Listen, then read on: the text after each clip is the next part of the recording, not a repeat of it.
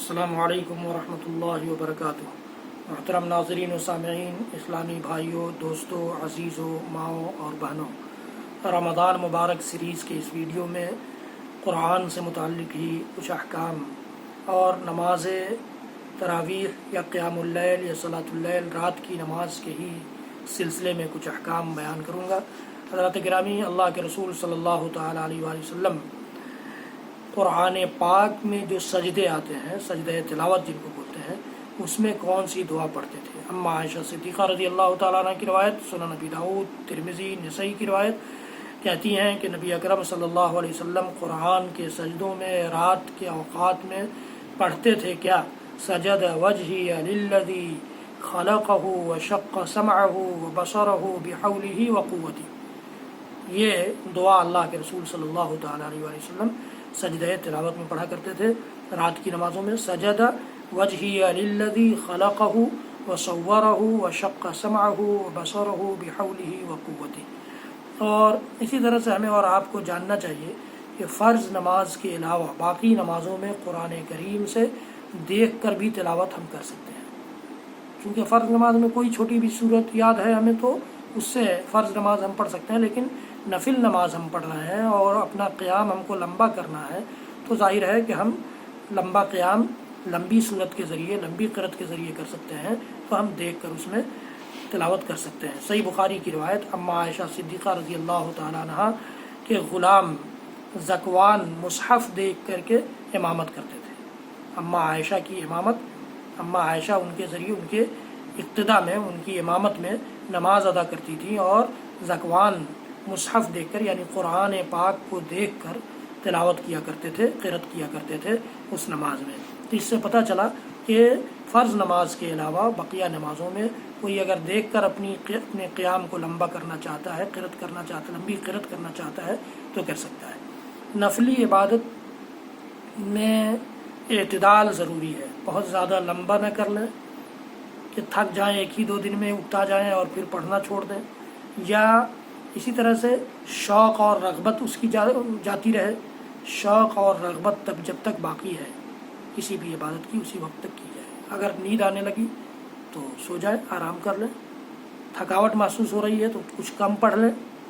یہ اعتدال ضروری ہے۔ بہت زیادہ لمبی کر دی نماز اور معلوم کیا ہوا کہ دو ہی رکعت میں تھک کر بیٹھ گئے، اب ہمت نہیں ہو رہی ہے پڑھنے کی، تو اس طرح شریعت ہماری درمیانی راہ، ہر چیز میں، ہر مسئلے میں درمیانی راہ اختیار کرنا چاہتی ہے تاکہ اللہ رب العالمین کو یہ پسند آئے۔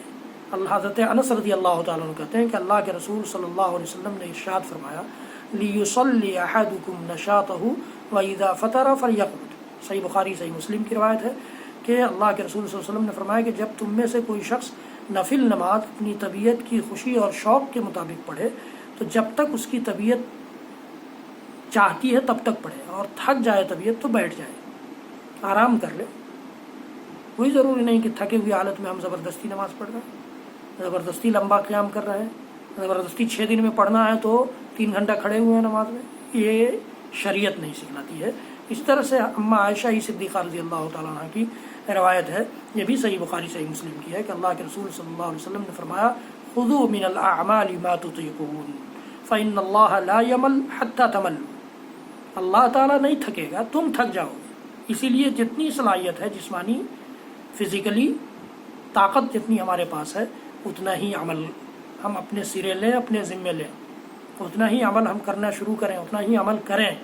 یہ اللہ کے رسول صلی اللہ علیہ وسلم نے اس حدیث گرامی میں فرمایا ہے کہ اپنی ہمت کے مطابق عبادت کرو، اللہ اجر دیتے دیتے نہیں تھکتا، لیکن تم عبادت کر کے تھک جاؤ گے اور پھر ہار مان جاؤ گے، نہیں کر پاؤ گے۔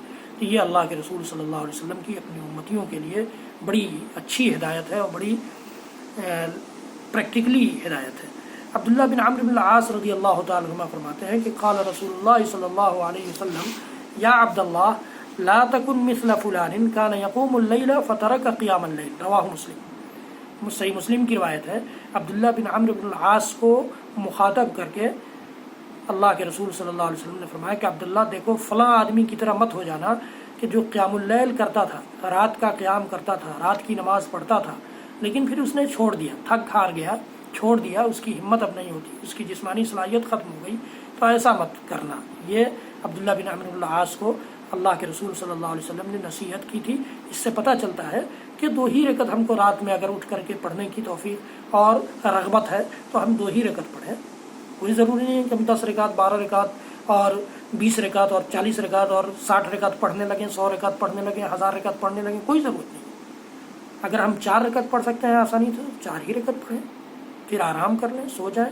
لیکن اپنے معمول میں اگر ہم نے 2 رکعت یا 4 رکعت شامل کر لیا ہے تو کوشش کریں کہ یہ معمول ہمارا ہمیشہ رہے، تاکہ اللہ تعالی ہمارا خوش رہے اور ہم کسی عمل سے اکتانے والے بندوں میں سے نہ قرار پائیں۔ حضرات گرامی، رمضان مبارک سیریز آپ دیکھ رہے ہیں۔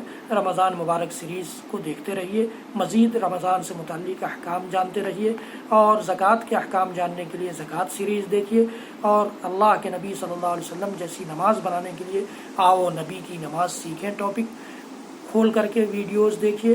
شاہد اقبال سنابلی یوٹیوب پر ٹائپ کریں گے آپ تو آپ کو یہ سارے ویڈیوز مل جائیں گے، ان کے علاوہ بھی ویڈیوز مل جائیں گے۔